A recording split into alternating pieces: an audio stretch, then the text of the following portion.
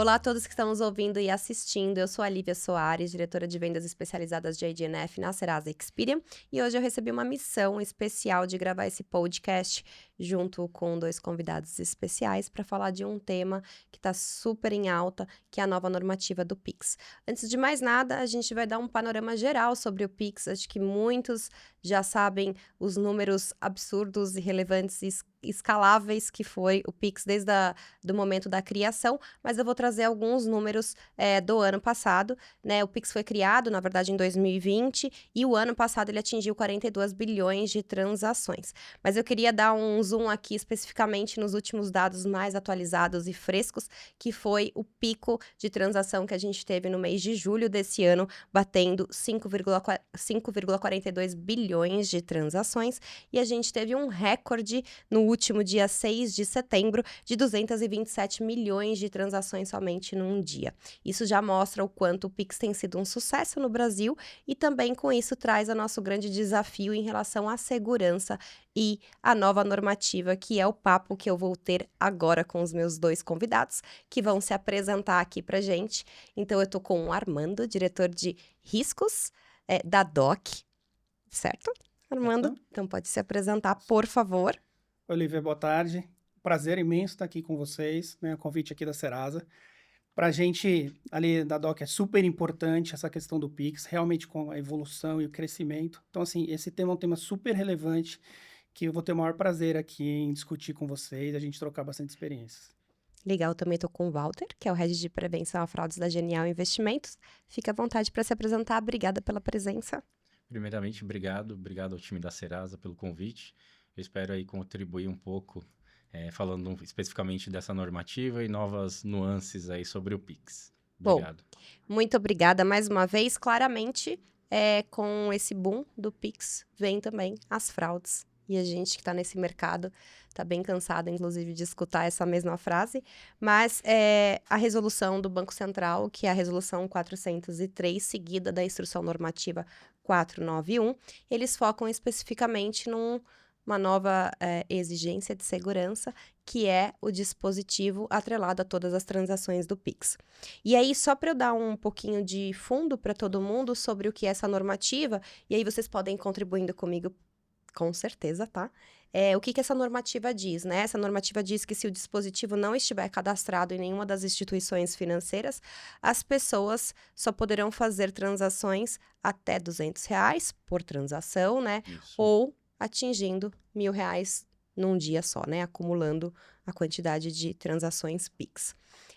Acima desse limite, sempre será necessário o atrelamento de um dispositivo, né, no Pix, no banco, na instituição financeira. As instituições financeiras têm que disponibilizar uma forma de gerenciamento do dispositivo para os seus usuários finais, né, inclusão, exclusão ou até mesmo o bloqueio do próprio device. A exclusão do dispositivo ela pode ser feita sem aviso prévio, então, se o nosso dispositivo estiver comprometido ou estiver atrelado a alguma fraude, as instituições financeiras podem excluir esse dispositivo. Um segundo fator de autenticação, então, tem que estar atrelado para a gente conseguir autenticar um novo dispositivo atrelado àquela pessoa. E as instituições financeiras precisam ter, dentro de casa, soluções que consigam entender o contexto e o comportamento do usuário, do cliente final, atrelado àquele dispositivo. Correto? Querem Perfeito. acrescentar alguma coisa? Tem alguma coisa que eu esqueci? Não, foi. Acho que não, né? Então, bora lá, vamos começar. Eu acho que o principal de tudo é a gente trazer um panorama geral dos principais golpes no Pix. Acho que se a gente comentar um pouquinho isso, Claro. a gente starta o nosso papo. E aí, fiquem à vontade para responder. Pode começar, Walter, Armando.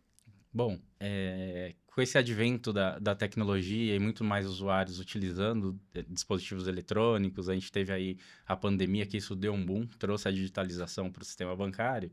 Alguns golpes ficaram em evidências, né? Então, a gente fala propriamente do golpe, que é aquele que alguém tenta se passar por você. A gente tem também algumas coisas que foram phishing, que teve um aumento grande. E, consequentemente, o roubo de dispositivo. Tá todo mundo aí sofrendo, a gente sabe que isso daí é um problema de segurança pública, mas acaba atacando, assim, digamos, as pessoas, principalmente no dia a dia. E aí, essa normativa veio para ajudar as instituições fazer esse trabalho que eu creio eu que vai ser beneficiado para o público final. Perfeito. E complementando o Walter aqui, eu vejo que o Banco Central, a agenda do Banco Central em relação ao Pix é muito na questão da evolução da tecnologia, obviamente, de cada vez mais escalar o Pix no contexto de utilização, né? E os números mostram isso, que você acabou de colocar aqui para a gente também. Mas não longe da questão de crescimento, também a agenda do Banco Central é muito forte em relação à segurança, né? Para o Pix, justamente para que a segurança acompanhe esse crescimento transacional. Então, a gente vem de uma série de situações e regulações. A última foi, por exemplo, a Resolução 6, enfim, que é o compartilhamento de dados, para que a gente consiga deixar o ambiente mais seguro, né, para os nossos clientes, né? Então, eu vejo que quando a gente olha essa questão de golpe, principalmente no Pix, eu costumo dizer que o Pix, ele, além de ele ser instantâneo, ele também ajuda a ter fraudes instantâneas, né? Então, tudo que a gente consegue trabalhar, né, e o Banco Central ajudando, né, impulsionando a agenda para situações onde a gente consiga colocar mais segurança e que isso seja, eu vou colocar mandatório e obrigatório, ajuda a gente a dar um ambiente mais seguro para os nossos clientes, né?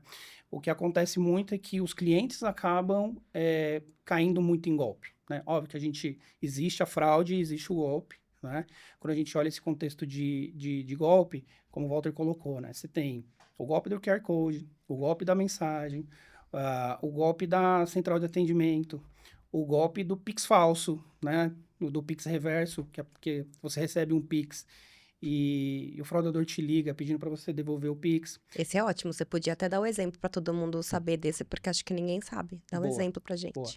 Esse golpe, de novo, os fraudadores, eles são elaborados, né? Eles trabalham, eles olham muito o processo, como funciona e, obviamente, buscam a fragilidade, né? Do conhecimento do processo das pessoas para cair no golpe. Então, esse golpe, por exemplo, o fraudador, ele faz um Pix na sua conta, né? Ele te liga, porque ele tem os seus dados, enfim, e pede para você devolver o Pix. E, obviamente, você, na boa fé, fala, poxa, esse dinheiro não é meu, esse recurso não é meu, eu vou devolver o Pix. Ele te dá uma chave Pix e você devolve aquele dinheiro naquela chave. Só que você não utiliza os mecanismos que foram feitos para essa devolução, que é o mecanismo de Pix reverso, de devolução do Pix, né? Então, a partir do momento que você devolve numa chave, fazendo um novo evento, uma nova transação, na outra ponta, esse fraudador ele está acionando o banco dele pedindo uma devolução, abrindo um MED, um mecanismo de devolução eletrônica, né? Então, nesse sentido, além de você devolver o dinheiro, esse MED sendo acatado ainda vai ser estornado, vamos pegar o exemplo aqui, R$1.000 da sua conta. Então, para o fraudador, ele acabou te colocando um golpe, né? Te fazendo um golpe e ganhando um recurso duas vezes. E você, na boa fé, devolveu o dinheiro, mas, na verdade, você vai perder ali o dinheiro. As duas vezes. Então, eu vou só dar uma atenção especial para deixar claro para todo mundo olhar e devolver quando acontecer pelo botãozinho de devolução de Pix e não fazendo uma transação normal, que aí esse tipo de coisa não acontece, né? Que eu acho que é também a nossa missão educar o mercado, porque tudo é muito novo, né? E a gente coloca tanta camada de segurança e o Banco Central tem feito isso de maneira bem proativa e entendo que está melhorando muito, mas a gente precisa lembrar a população toda como que faz também para utilizar, né? Desculpa, eu te cortei, mas era só para dar um zoom nesse golpe. Não, mas acho que era isso mesmo, assim. Então, de novo, quando a gente olha o panorama, né, de golpes em relação ao Pix, a gente tem hoje diversos tipos, realmente, né? Então, assim, os fraudadores, eles são, eu vou colocar no contexto de inteligência e estão sempre criativos, né, de situações novas para realmente conseguir ali burlar e fazer com que as pessoas, ou que não conhecem o processo, ou com alguma ingenuidade, ou com alguma bondade, acabam tendo alguma fragilidade ali para que esse mecanismo seja utilizado para o contexto de golpe, né? E, de novo, o Pix é instantâneo, mas o golpe acaba sendo instantâneo, né? Porque a partir do momento que você cai, muitas vezes o recurso, ele já tem um efeito rede, então ele já é utilizado, enviado para outras contas, enfim, né? E a rastreabilidade, ela acaba ficando mais difícil para você poder reaver e acaba com que o cliente acaba sendo lesado no final das contas, né? E muitos deles acabam achando que o Pix, ele é frágil, né? Vou colocar assim, mas foi uma situação hipotética ali no Exato. contexto de golpe. Exato. E se me permite, nesse caso não teve uma inserção de tecnologia nenhuma, né? O fraudador apenas usou ali da lábia, né? Engenharia social para aplicar aquele golpe, fazer uma Perfeito. devolução. E ainda a vítima, ela acaba ficando com a chave Pix dela marcada no mercado. Porque marca, Porque, né? no caso, se ele pedir o Uhum. mecanismo de devolução, a chave dela Pix, ela pode até mesmo ser cancelada. Perfeito. Então, ficar de olho é importante. E é legal também dizer que o Banco Central está vendo também a evolução desse mecanismo de devolução, né? Eles têm um roadmap aí também até 2026 para lançar coisas mais bacanas, né? Em relação a essa tecnologia, eu chamaria de future dentro, né? Sim. Bom, beleza. Então vamos falar um pouquinho agora do impacto que a gente Claro. tem nas empresas e instituições financeiras com essa nova normativa. Então eu queria escutar vocês que estão à frente aí e provavelmente são os melhores para nos dizer qual tem sido o impacto desde quando soubemos, porque não faz muito tempo, Uhum. até agora, e o que vocês acham que é necessário para estar compliant aí com a legislação. Do meu ponto de vista, né, ela tem que estar funcionando aí a partir de 1º de novembro. Eu até estava falando nos bastidores, falei que, 3, 4 meses ali, para algumas casas que não estão adaptadas, eu relativamente, pessoalmente, acho que foi um pouco tempo. Então, esse daí é o principal, acho que, desafio, além, obviamente, de trazer tecnologia, ter uma jornada ali fluida com o usuário. A gente tem o ponto que, poxa, cada camada de segurança, acho que a gente vai falar um pouquinho disso daqui mais para frente, mas cada camada de segurança pode gerar ali um atrito, né? A gente trabalha para que isso não aconteça. Mas vindo com uma normativa do Banco Central, ó, eu vejo como os 2 pontos. Uma ajuda a instituição a colocar uma camada a mais, mas por outro lado a gente vai ter que o usuário falando, poxa, vou ter que começar a cadastrar um dispositivo novo, é uma camada a mais, fazer um fator novo de autenticação. A gente sabe que tem esse atrito. Então, acho que, do ponto de vista de dificuldade, são esses 2 pontos, né? Acho que o prazo e trabalhar numa jornada que seja mais fluida aí para o usuário. Boa. Boa. E eu tô com o Walter, assim, eu vejo que, de novo, nessa agenda de segurança, o tempo é crucial, né? O time to market, realmente, para você estar aderente em alguma situação, para você garantir a segurança, ele é importante. Então, quando a gente olha esse contexto do tempo que está sendo, né? Sim. Para as instituições se adequarem, é um tempo realmente que tem que se dispor ali de um esforço, obviamente, trabalhar o seu roadmap, trabalhar a repriorização ali do que tem para ser feito como um todo, né? Algumas empresas são centralizadoras desse contexto, então, pegando o exemplo da DOC, a gente acaba centralizando o desafio em relação ao gerenciamento do dispositivo, então, toda essa parte de controle para o nosso bem, que é a service, a gente que está elaborando, desenvolvendo para que os nossos clientes já utilizem disso, mas tem o desafio, de qualquer maneira, na ponta, né? Então, toda a parte ali no device, no aplicativo, dos clientes se adequarem, né? Então, o importante realmente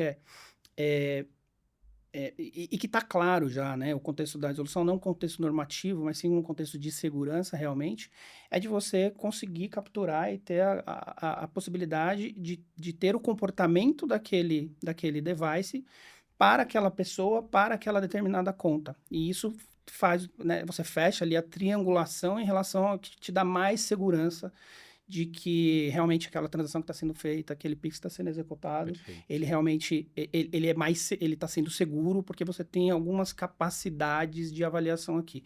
Não somente o contexto do gerenciamento em si, em momento de Pix, né? Mas você tem toda a gama do comportamento do cliente, até prévio à execução do Pix. Perfeito. Então, aqui é super importante, né, esse contexto. Eu vejo que essa agenda traz esse contexto de segurança, e a partir do momento que as empresas estão trabalhando com essa parte de gerenciamento do dispositivo, ele vai ser usado não só para Pix, ele vai ser usado para qualquer outra coisa. Ele pode ser usado para login, ele pode ser usado para alteração de senha, de endereço, para ser feito outros tipos de meio de pagamento, né? Então, um pagamento de conta, uma transferência, um outro tipo de transferência eletrônica. Então, acho que aqui acaba realmente ajudando para que todas as instituições Pro todo, né? coloquem, né, mais camadas ali de segurança para, no final, ajudar, né, o ecossistema como um todo. Eu vejo que isso é importante para o meio de pagamento, a questão da segurança, e na ponta final, obviamente, os nossos clientes, para que eles, né, tenham ali a segurança e não sejam legalizados e muitas vezes não caiam em golpes. Porque a gente trabalha muito, né, no contexto de risco e prevenção, a gente sempre trabalha nessa doutrina, nessa comunicação em si, em relação ao golpe, Mas na outra ponta, obviamente, a gente tem que ajudar e trabalhar para que, se caso acontecer, a gente também consiga ter algum mecanismo de atuação em cima disso para ajudar que eles não caiam no golpe, né? Que inclusive eu acho que também ajuda na parte investigativa, né? A hora que você tem uma condição de atrelar aquilo e mostrar todo o rastreio que você realmente teve daquele device, se originou uma fraude final e entra no processo de investigação, você Perfeito. tem todo, né, o mapeamento, digo, você, instituição financeira, Sim. para conseguir proteger, né, e justificar aquela determinada transação. E aí eu não tenho como não falar isso, há 4 anos trabalhando com uma tecnologia de dispositivo e device, para mim é muito positivo escutar que virou uma normativa e Sim. uma variável e uma informação de análise crucial agora para as transações. No entanto, é algo que eu já converso há bastante tempo com todos os clientes no mercado sobre a importância, mas eu imagino que até esse momento não tinha tido ou tinha tido trade-offs, vamos dizer assim, né? Ao invés de pôr um dispositivo, eu coloco qualquer uma outra camada, agora a gente vem com essa camada para o atrelamento mesmo, para gerar essa segurança. Então, do meu lado de cá, eu vejo isso com muito bons olhos, porque só corrobora e reforça tudo que a gente já vem construindo no mercado em cima da tecnologia de device há 4 anos, 5 anos, né? E isso a gente sabe que dentro do device a gente não está dizendo só de atrelar um código ID, né, um device ID, como todo mundo está Sim. acostumado, a um CPF, sim, você entender todo o comportamento, desde a segurança do dispositivo até o próprio comportamento de geolocalização daquele cliente ou de regras de velocity que vão ajudar e somar aí na transação Pix. Então, eu não posso deixar de perguntar para vocês se vocês acham que com essa normativa o device se torna agora um protagonista, né, para todos, como o Armando bem pontuou, acaba sendo para todos os casos de uso, porque depende muito do momento que você vai chamar aquela informação e atrelar, né, para você conseguir ter o Pix, né, mas pode ser numa tela anterior, Sim. num processo do atrelamento do onboarding, com o atrelamento do Perfeito. login, enfim. Então, eu queria saber se vocês acreditam que o device se torna mesmo esse protagonista para todos os casos de uso, vamos chamar assim. Com certeza. Isso daí veio, pegando ali um ponto que o Armando comentou, acho que o Pix é um grande impulsionador, né? Quando veio a normativa trazendo para outros casos de uso, não somente quando for fazer uma transação Pix, mas com você mesmo falando num login, por exemplo. E Lívia, falando muito bem com você, hoje criar um fingerprint, um device ID, poderia até ser fácil, né? Lá no meu tempo de faculdade, todo mundo falava, tem o tal do MAC address que é único, então isso poderia ser identificador de um device. Gente, isso daí a gente está falando de 20 anos atrás, para o fraudador fazer uma cópia de um número único seria muito fácil, né? Ele replicar isso. E aí, falando de hoje das tecnologias que são disponibilizadas no mercado, não somente, né, você ter um identificador único, mas você ter variáveis que agrega a composição de uma análise, se torna isso daí muito mais pesado, muito mais Perfeito. verdadeiro. Então, quando você consegue ali tratar e colocar uma geolocalização, uma velocidade, uma rede, por exemplo, Tor, é uma composição de coisas que aumentam o risco ali de uma transação, e a gente consegue identificar aqui do nosso lado de instituição que, poxa, peraí, meu cliente ele nunca acessou de um país de VPN X, então está acontecendo aqui agora. Será que isso daí não é um ponto? Será que eu não tenho que parar ali e olhar um pouquinho para isso mais de perto? Então, agregando todas essas funções, né, que o device hoje permite, é muito mais fácil e mais fluido para a experiência do usuário e também para a gente, como instituição financeira, detectar uma fraude. Perfeito. Perfeito. E o que eu vejo aqui, né, nessa sua colocação, né? E eu vejo que vai existir isso no mercado. A normativa, ela pede, né, que você tenha o gerenciamento daquele dispositivo, né? E o gerenciamento do dispositivo é o que você colocou. Eu posso gerar um hash, Sim. um Perfeito. número aleatório para aquele dispositivo. E toda vez que eu for fazer uma transação, pegando o Pix ali, exatamente toda vez que eu for fazer, eu tenho que mandar aquele hash para olhar no gerenciamento se ele pode fazer ou não. Tá dentro dos R$200, não tá dentro, Perfeito. enfim, né? Então, eu consigo fazer isso. Mas eu acho que o grande ponto para mim é que as instituições têm que olhar isso de uma maneira mais abrangente. E o que eu quero dizer mais abrangente é justamente o que o Walter está colocando, né? Que é não somente olhar para o device, para o gerenciamento dispositivo do Pix, mas o device como realmente o comportamento daquela pessoa e o device. Porque no final, assim, Para o contexto de prevenção, a gente trabalha muito a parte também do comportamento do cliente, como que o comportamento daquele cliente é num contexto transacional, como que ele é num comportamento de compra, como que ele é né? Enfim, para a gente trabalhar toda a parte de prevenção. Mas cada vez mais o protagonismo do mobile em si, né? Eu estava vendo os números, acho que ontem, enfim, acho que está até no Fraud Day, a quantidade realmente de crescimento que está da parte de mobile versus o declínio que está em relação ao web, né? A plataformas web. Então, isso impulsiona cada vez mais, né, a gente olhar o device como um fator totalmente crucial em relação às transações financeiras, né? Ele é eu vou chamar assim, ele não é uma persona, né? Mas, enfim, ele é um agente super importante que a gente tem que olhar, tem que entender o comportamento, né, e fazer todas essas análises além da questão do dispositivo. Porque uma coisa poxa, legal, eu estou olhando o dispositivo ali para poder fazer o Pix, mas de repente aconteceu um roubo de conta, um account takeover naquele dispositivo. E o ladrão, né, enfim, o fraudador, o ladrão, vai fazer o Pix e vai sair do mesmo device. Só que assim, você não avaliou, não teve uma análise de comportamento de account takeover, por exemplo. Então, eu vejo aqui que, de novo, é super importante que as empresas, né, instituições financeiras, enfim, que prestam esse serviço para os clientes, que olhem isso de maneira mais abrangente, trazendo realmente, colocando soluções que, além de olhar essa parte comportamental como um todo do device como um agente crucial, né, mas que também você pode trabalhar no contexto de prevenção, que é super importante, que é o efeito rede. Nossa, eu ia Né? falar isso agora. Então, assim, eu acho que o contexto de você trabalhar o efeito rede, inclusive, e utilizar, né, de soluções que vão ter por trás ali o device único, né? Perfeito.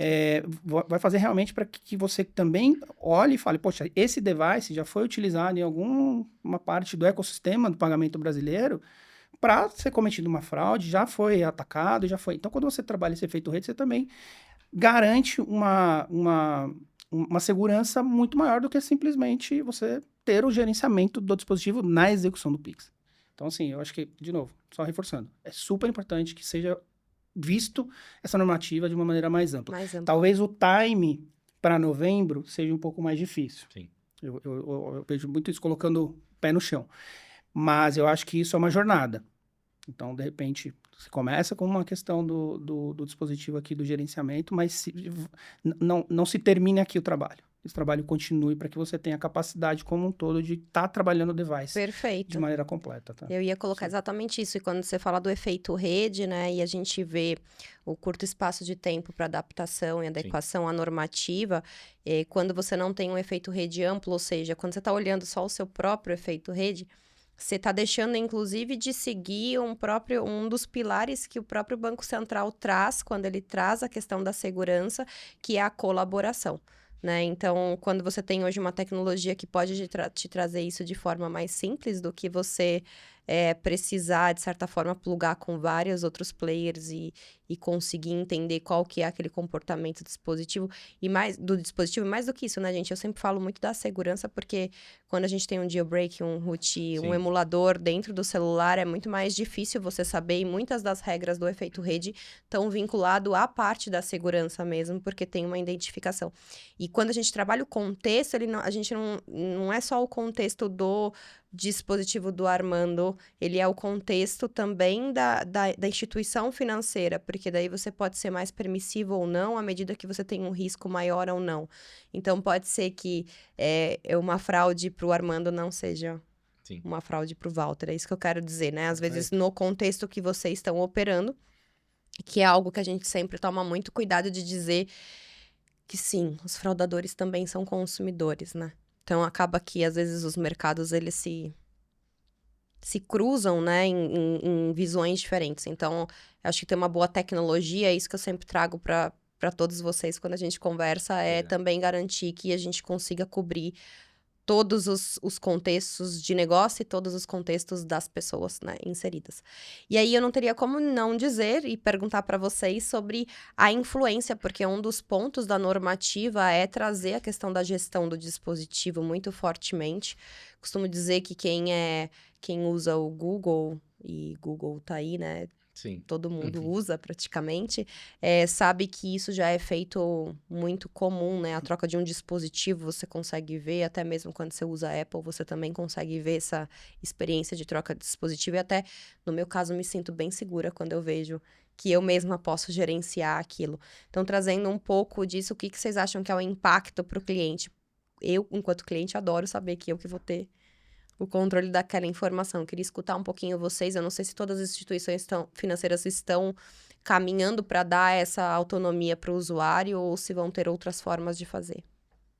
Por favor. Boa. Eu vejo assim, eu acho que sempre que transparência para o cliente, quando a gente está falando no contexto de risco, né, é importante. Porque você, além de dar a segurança, você tem que conseguir capturar a sensação de segurança. Uhum. Né? Então, o cliente ele tem que ter ali a sensação de segurança também.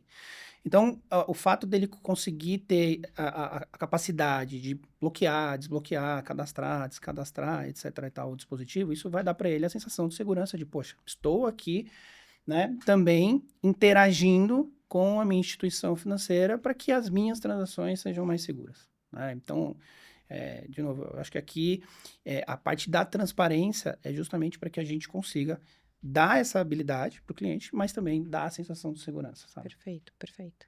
E também é aquilo, eu já falei no começo, a questão da jornada eu acho que é muito importante, né? Você deu o exemplo aí de grandes instituições privadas, né? O Google e o Facebook, que já oferece algo desse tipo para o cliente. Então, a população, na realidade, ela sabe para que serve aquilo.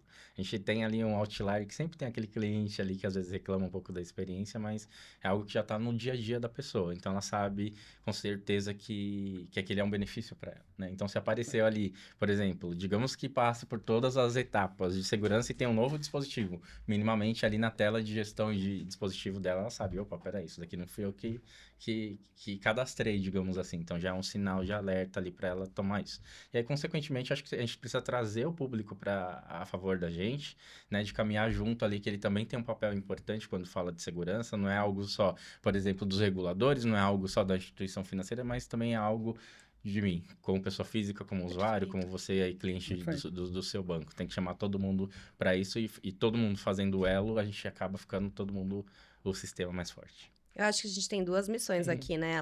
Quer dizer, são três. Então, além da prevenção à fraude, que já é o nosso dia a dia, eu acho que tem esse ponto da experiência do cliente, que acaba que com essa normativa e uma boa tecnologia, você consegue gerar menos fricção quando você olha para o comportamento, né? Então, eu já sei que é aquele device, já sei que vem daquele determinado contexto, mas também a gente tem uma missão educacional. No final do dia, a gente sabe que sim, essas empresas privadas usam, mas nem todo mundo tem a consciência de, né? Então, vocês acreditam que a gente está num bom momento e está evoluindo nessa questão da educação e também da experiência para conseguir ter maneiras de evitar tanta fricção? Porque hoje em dia, eu gosto, talvez vocês dois também gostem, tá? Porque a gente é do mercado.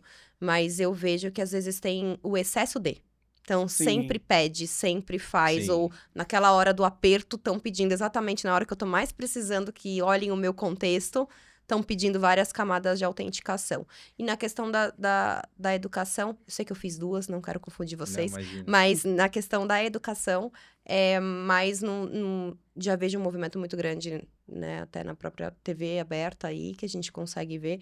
Mas enquanto instituições nós aqui, o que a gente poderia também adicionalmente fazer para levar esse conhecimento à população? Boa. Pegando o seu primeiro ponto ali, que é em relação à experiência, eu vejo que é muito questão do novo também, né? Isso é novo, né? Então, os clientes já estão operando, já estão, né, executando Pix, os volumes de Pix gigantescos, então isso realmente vai impactar muita gente, né? Então, você tem ali eu vou chamar assim, o preço do novo. Então, você tem uma fricção, um pouco questão da experiência, né, para que as pessoas entendam, façam o cadastro, etc e tal. Muitos vão ter ali a transação negada, porque está acima de R$200, ou além de R$1.000 no dia, enfim, todo o contexto regulatório. Mas eu vejo que também, ao longo, conforme, né, a normativa entrar e os clientes forem entrando, vai ficando mais transparente. Então, vai ficando uma jornada muito mais fluida, por exemplo. O cliente que está fazendo um onboard numa instituição financeira, talvez algumas agora já estejam fazendo, o cara faz um onboard e aí automaticamente você já está fazendo o cadastramento daquele dispositivo. Então, para ele, ficou uma experiência totalmente fluida. A hora que ele for fazer transação, já está transacionando. A hora que ele for cadastrar uma chave Pix, já está o dispositivo já está sendo avaliado, enfim. Então, se torna cada vez mais fluido, na minha visão. Então, acho que, né, é um contexto do novo, que sim, eu não tapo só com a peneira, eu acho que vai gerar um pouco de fricção. Sim. Muita gente não conhece, né? Eu acho que, e aí pegando sua segunda pergunta, que é em relação à comunicação, acho que nós temos um papel crucial em relação a disseminar o conhecimento, né? E para os nossos clientes e para a população ali como um todo. Eu digo muito que é a pregação, né? Então, tá realmente passando sempre a comunicação, mostrando o que vai acontecer, como vai acontecer, como que vai ser o impacto na vida dela e o que ela tem que fazer para poder deixar isso o mais transparente possível. Então, olhando um contexto, pegando como exemplo aqui, DOC, né? Então, hoje nós não temos uma relação B2C, somos uma empresa B2B, onde tem diversos clientes que utilizam a infraestrutura da DOC para trabalhar de maneira B2C e prover ali o serviço de meio de pagamento para os clientes, mas nós, por exemplo, estamos em conjunto com todos os clientes que trabalham conosco, fazendo esse papel de comunicação e divulgação para eles, para que eles consigam evoluir isso para os clientes e, de novo, ficar de maneira mais transparente, mais fluida a partir do dia 1º de novembro, que vai ter ali um certo atrito em algumas situações. Perfeito. Eu vou denunciar um pouquinho aqui meu tempo de experiência com fraude. Então, lá no começo, há uns 20 anos atrás, por exemplo, era um tabu. Achei que você não ia falar. Achei que você não ia falar o tempo. Tem que falar, né? Porque era um tabu isso daí, quando a gente falava de Customer Education, principalmente ali de segurança e de fraude, né? Eu lembro lá atrás, a gente já pensava numa campanha, por que a gente não ensina o usuário, ou, né, explica para o usuário? E aí as empresas tinham muito esse receio, mas se eu falar de fraude, eu posso parecer que eu estou tomando fraude. Na realidade estava, né? Mas era difícil, né, você passar essa imagem para o mercado. E hoje, como você deu exemplo mesmo, a gente vê grandes instituições aí indo a público, eu já vi instituições falando, durante o intervalo de futebol, falando sobre golpe, isso daí, poxa, quem pensava isso lá atrás? Perfeito. Isso daí é uma coisa muito legal, porque agora se fala disso, porque está no contexto, no dia a dia das pessoas. A gente tem aí as instituições, ali no caso da Febraban, que pode ajudar nessa comunicação de fraude, ela pode fazer um papel, às vezes você, como do exemplo, né, de uma empresa B2B, mas ela pode representar os bancos ali nisso. E também eu, como uma instituição, tenho ali no meu portal, acabo mandando algumas mensagens para o cliente, vídeos que ajudam ele a compor essa educação no dia a dia. Então, acho que é um papel de todo mundo, né? Tanto de regulador, quanto das instituições financeiras e, novamente, do usuário também. Ler, e é importante interagir com essas informações que as empresas acabam passando para eles. Perfeito, Walter. E o ponto que você colocou aqui, na hora me remeteu aqui, e cada vez mais a gente... pelo menos eu vejo cada vez mais os clientes também vindo nessa linha. É que o cliente também ele é um agente de prevenção. Então, a partir do momento que divulgação, que é o que você colocou, né? O tabu que tinha lá atrás versus o modelo com que se opera hoje, realmente de mostrar, de dar transparência, né? Enfim, até ensinar os clientes como avaliarem, né? Quando ele vai fazer um Pix, vai fazer uma transação, alguém liga, enfim, etc e tal. Isso tudo, para as instituições e para os clientes, é realmente o efeito de vamos trazer os clientes para também ser um agente de segurança junto nesse ecossistema como um todo, né? Então, assim, antes que era uma coisa muito fechada dentro das instituições, né? De garantir a segurança, agora cada vez mais a gente está trazendo o cliente com um protagonismo importante também, né? E eu acho até que chega a bater o interesse próprio, né? Porque quando hoje em dia alguma instituição financeira dificulta o rever o dinheiro de um golpe, eu acho que a população também começa... Não é nenhuma questão de dificultar, deixa eu até me corrigir aqui, mas é uma questão de comprovar mesmo, porque a gente tem muito do tipo da fraude, da autofraude, né? Tem as pessoas realmente cometendo, então precisa ter um processo. E quando essa pessoa não consegue reaver o dinheiro dela, acho que ela começa também a propagar isso de uma maneira que também ajude a todo mundo se educar, né? E, infelizmente, a gente tem essa cultura em vários aspectos, né? Da gente aprender com os erros, né? Então, mas para mim, assim, por último, eu queria conversar um pouquinho com vocês pra gente falar um pouco de futuro. Não sei se em relação à segurança do Pix ou também em qualquer outro caso de uso que a gente aborde aqui enquanto empresas que protegem. as pessoas, no final do dia a gente está protegendo as Sim. pessoas. Se a gente vai ter alguma evolução nesses mecanismos, eu falei um pouquinho da evolução, da devolução do Pix, né? Mas se vocês veem alguma outra novidade aí no mercado para contribuir com a gente aqui. Vai lá? Por favor, pode ir lá. Eu vejo muito... O que eu vejo de evolução no mercado, né? Obviamente a tecnologia evolui. Aí é o jargão aqui, né? Que todo mundo sabe, que os fornecedores evoluem também junto com a tecnologia. A tecnologia, ela evolui para o bem, a tecnologia também evolui para o mal, né? Eu vejo que com a evolução inclusive das IAs, né, toda essa parte de inteligência artificial, tanto por uma questão de face, de voz, né, também da questão de Eu golpe como descobri um que eu todo. poderia ser uma inteligência, uma Ah, IA aqui, não precisaria ser eu neste momento, exato. né, Walter? Pois é. O que a gente vê é realmente que isso tá claro para todo mundo que é do mercado de prevenção à fraude sabe que não existe bala de prata, não existe, né, algo que, poxa, é isso aqui, não vai existir fraude, não vai existir golpe, não vai existir nada. Mas, realmente, eu vejo que a gente está beirando um caminho de evolução por uma questão de autenticação muito em relação aos clientes. Então, hoje, muito forte a questão da biometria. Cara, para mim, biometria com toda a parte do comportamento do device, ele traz ali um complemento, né, com que faz realmente que a gente consiga ter mais segurança. E isso, obviamente, já existe, não é uma questão nova, mas... de novo, reforçando que para mim isso aqui é quase que um casamento, muito importante, dentro da cadeia de todas as etapas que a gente tem de prevenção, né? Fora o comportamento transacional como um todo. Mas eu vejo que a gente vai passar por uma questão também de novas tecnologias de autenticação. Então, quando a gente olha lá fora, né? E aí, dependendo da utilização, você vê muita questão de palma, por exemplo, né? Porque é super seguro. Né? Ele é mais seguro, inclusive, que a biometria. Óbvio que a experiência é um pouco diferente quando a gente olha no contexto de device, se a gente for usar device, mas se a gente for usar num contexto de pagamento, enfim, não necessariamente isso traz ali É que ele é uma autenticação uma também, né? Porque ele autenticação. tá na fase do pagamento, Sim. mas ele acaba autenticando aquele Isso, pagamento. né? E ele, né, garante ali também a segurança. Então, são algumas situações que eu vejo que a tecnologia vai evoluir. Óbvio que não adianta só evoluir a tecnologia nesse sentido, vai ter que evoluir também evoluir o ecossistema e a maneira com que a gente interage com as coisas, eu vou chamar assim. Então, tanto no nosso momento de compra, no nosso momento de transferência, no nosso momento, enfim, né?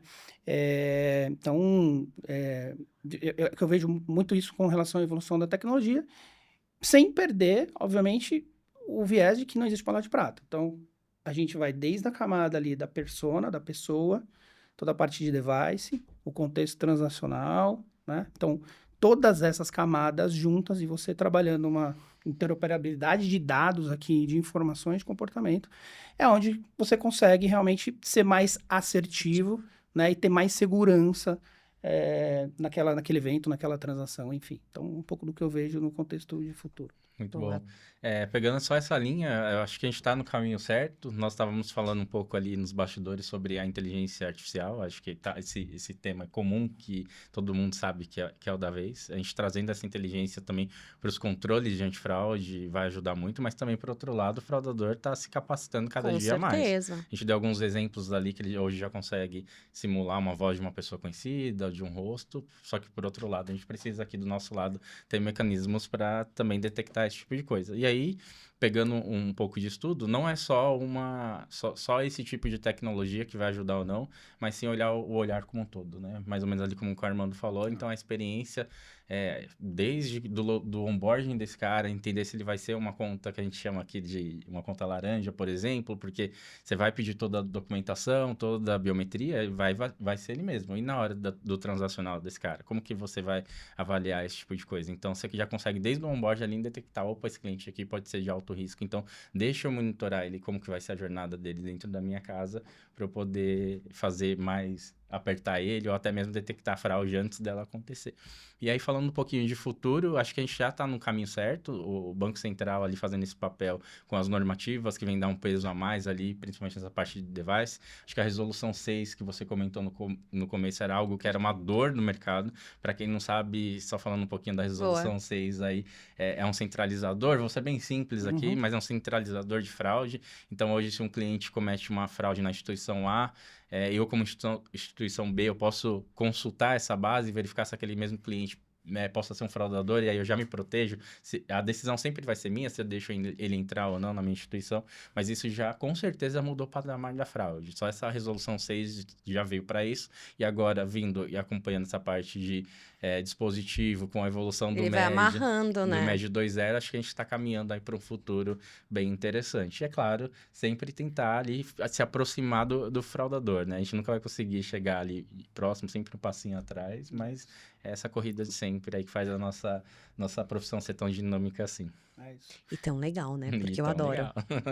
Eu adoro. Eu sou Eu- quase um policial, fico brincando. Perfeito. E eu coloco que, né, a gente sempre se encontra, sempre assim, em eventos, né? Quando a gente está conversando com os nossos colegas ali de prevenção, a gente fala, cara, prevenção não tem concorrência. Né? Não importa se Perfeito, você muito bom. é da instituição A, da instituição B, da instituição C, né? Ali realmente é compartilhamento, Verdade. compartilhamento de informação, compartilhamento de experiência, de dados, enfim. E esse contexto justo da Resolução 6 e dos dados, ele veio muito, né? E aí, olhando o contexto de agenda do Banco Central, porque ele acabou realmente ajudando também nessa questão de, poxa, entendemos aqui que faz sentido, né, todo mundo se conversar, então, assim, é sensacional essa questão de todo mundo tá plugado. Claro que de novo, tem um contexto de evolução como um Sim, todo, como né, um todo. enfim, das empresas, que é de você tá consumindo a Resolução 6, de você tá enviando os dados da Perfeito. Resolução 6, então, é algo que cada vez mais crescendo, todo mundo se adaptando cada vez mais, e nós, como utilizadores, né, foi o que o Walter colocou, desde o onboarding, né, Resolução 6, DICT, enfim, né, até o contexto transacional também, para que você garanta ainda mais segurança para o seu cliente. Não só para o seu cliente, mas também para quem ele também está fazendo alguma transferência. Então, por exemplo, você pode usar a Resolução 6 para olhar se o seu cliente está transferindo, Perfeito. por exemplo, um Ótima recurso colocação. para uma chave Pix que tem alguns apontamentos e você Perfeito. pode fazer um alerta para ele falar, poxa, você tem certeza que você quer realmente transferir para essa pessoa? A conta está correta, está certa, enfim. Então, tem diversas situações, né, quando a gente olha o contexto de jornada com esse compartilhamento de dados e de informações que vão ser muito benéficos para todo mundo, para as instituições, para os clientes, obviamente, no final. E o que é legal é justamente, para mim, a agenda, né? O Banco Central ele vem com essa agenda, vem puxando bastante essa agenda, com que faça E realmente que envolvendo todo demais mundo trabalhe. segmentos, né? Ele trabalhe não tá também só fechando Perfeito. nos bancos, né? E nas isso. instituições financeiras. Quando vocês me trazem a questão das tecnologias, eu fico pensando, né? Eu sempre penso numa tríade aí de quem você é, o que você tem e o que você sabe, né? E quando a gente vê essas novas tecnologias, até da palma, e aí vou trazer um pouquinho da face e da voz, que são maneiras da gente, de certa forma, os fraudadores usarem a minha voz para se passar por mim, eu volto de novo ao contexto do silencioso. É o que a gente está analisando sobre a Lívia, sobre o que ela faz, Perfeito. né? Ou sobre, às vezes, só o que ela sabe, mas dentro daquele contexto a gente também consegue saber Uhum. que é ela, ao invés de confiar tanto em fatores que podem ser mais lubridiados, né? Então, acho que dentro da Resolução 6 também, acho que vai ter uma amarração muito bacana de todas essas variáveis. E aí, só para fechar aqui, a questão do device, para mim, é o único ponto de atenção é o fingerprint mesmo. Quando a gente vê várias soluções no mercado, a gente não tem uma normalização desse fingerprint, então Perfeito. acaba que, né, pode ser que a gente possa aí, tem uma grande oportunidade de usar tecnologias que consigam também ter a capacidade de reidentificar aquele fingerprint sem criar nenhum tipo de fricção, porque já conhece muito bem as regras e comportamento daquela determinada pessoa. Aí não sei se vocês querem acrescentar alguma coisa, senão a gente já tá chegando ao fim. Adorei o bate-papo aqui, acho que foi bastante rico para todo mundo. Querem acrescentar algo? Não, eu só quero agradecer mais uma vez o convite e fico à disposição se precisar no futuro voltar. Eu me convidando novamente. Aí eu super gosto. Gostei. Eu gosto de quem se convida. Isso aí. Tá certo. Quero agradecer também, acho que super relevante, de novo, a gente tá com essa pauta, tá discutindo, né, passando para as pessoas nossa experiência, aquilo que a gente realmente entende que é importante, que todo mundo deva fazer. Nós, como DOC, a gente realmente tá ali, estamos trabalhando para manter para os nossos clientes com que eles estejam sempre aptos e compliant em relação à resolução, em relação a não só essa resolução, obviamente, mas todos os Todas as contextos outras. regulatórios que a gente precisa. Sim. Estamos junto com vocês trabalhando essa questão do gerenciamento do dispositivo, com toda essa perfeito. parte de tecnologia, de comportamental ali para o dispositivo, né? E eu acho que isso é um caminho que a gente está trilhando aqui em conjunto, né? De novo, para o ecossistema e para todo mundo, que vai ser um caminho super, super vencedor, assim, eu acredito muito Juntos na ficamos sempre prevenção. mais fortes, né? É isso. Perfeito, E perfeitamente. que realmente a gente sempre vai conseguir ganhar em cima dos fraudadores ali, dos malfeitosos. Então, aí. Exato. A gente só super precisa, obrigado a pela gente só precisa não oportunidade. dormir que nem eles, porque acho que eles não dormem, às vezes, Não É. para, né? né? Não param, Exato. mas acho que Mas a a gente gente também tá não dorme, conseguindo. não. Também não, tamo correndo. Mas a gente também não dorme, não. Bom, mais uma vez, muitíssimo obrigada. Então, a gente chega ao fim aqui de mais um episódio do podcast Falando em Fraude. E eu gostaria de convidar a todos para seguir o nosso podcast no YouTube ou no Spotify. Muito obrigada e até mais.